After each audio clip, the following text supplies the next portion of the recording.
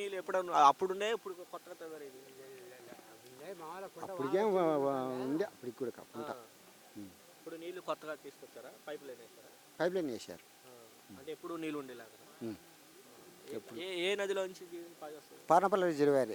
పాయపాలన నుంచి ఇక్కడ నీళ్ళు తెప్పించారు పైపుల ద్వారా. రాజశేఖర రెడ్డి హయాంలోనే ఇదంతా జరిగిండేది. ఆయన వేసి పెట్టినటియే. తర్వాత 5 ఏళ్ల పాటు ఇది ఇప్పుడు కంప్లీట్ చేశారు. నీళ్ళు వస్తాయి. ఇగో నీళ్ళు వస్తాయి. ఇక్కడ ఎన్ని ఎకరాలకి అందుతాయన్నమాట ఈ నీళ్ళు? అదే ఇవ్యా మొత్తం ఎకరాల గురించి కాదు. ఇక్కడ నీళ్లు స్టోరేజ్ అనేది పెట్టినామంటే ఈ మండలం అంతా నీళ్లు ఇంకుతాయి. భూగర్భ జలాలు బోర్లకు, బోర్లకు నీళ్లు ఇంకేదానికే ఇక్కడ ఈ స్టోరేజ్ నీళ్ళు. ఒకప్పుడు బోర్లు ఎత్తిపోయా?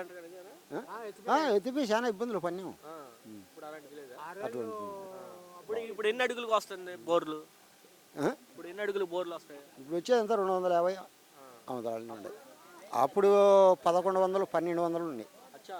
అంత బాగా కిందకి వెళ్ళేవాళ్ళ నీటి లెవెల్. అప్పుడు కూడా 1400 వేసినవి కూడా ఎత్తిపోయినాయి. ఎప్పుడు రాజశేఖర రెడ్డి పార్నపల్లి డ్యామ్ కట్టి రిజర్వాయర్ ఇడిచినాడు, కాలువలు తీసి కాలువలన్నీ తయారు చేయించి తీపిచ్చి నీళ్ళు వదిలినాడు. ఆ నుండి సమృద్ధి అయింది బా వ్యవసాయం ఇక్కడ. అది ఇదంతా మాకు రాజశేఖర రెడ్డి దీపమే. ఆయన దీపమే ఈ పొద్దు మాకు అనుకో ఎలుగు. జగన్ గారు జగన్ ఈయనోడుగా అన్నీ చేసినాడు బాగా. ఏది చేయలే, చెప్పిన పథకాలలో ఏ పథకం చేయలేదో జగన్మోహన్ రెడ్డి సారు చెప్పమని ఎవరినో.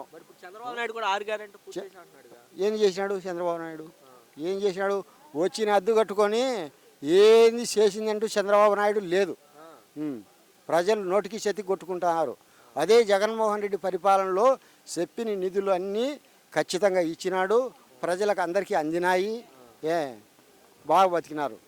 ఇప్పుడు ఇబ్బందులు పడుతున్నారు ప్రజలంతా.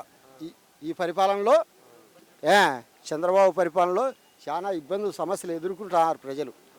గోడాడుతున్నారు. ఒక్క పథకం చేయలే. అంత అట్లే ఉంది. ఇంత దుర్మార్గమైన పాలన ఎక్కడా చూడలే.